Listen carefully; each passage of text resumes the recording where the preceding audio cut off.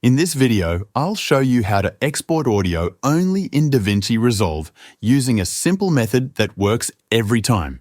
Make sure your project is open. At the bottom of DaVinci Resolve, click on the Deliver tab. This is where you export your project. To export only the audio, go to the left side of the screen and select the custom preset. In the File Name box, type a name for your audio file. Below that, choose where you want to save it. Now scroll down and find the checkbox that says Export Video. Click it to turn it off. This will make sure only the audio is exported.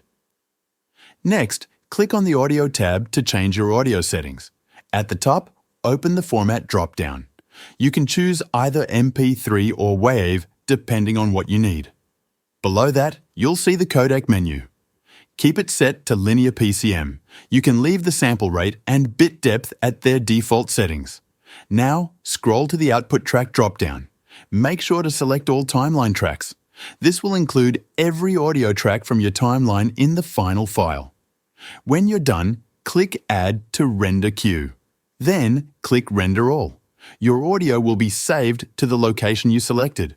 That's how you export audio only in DaVinci Resolve.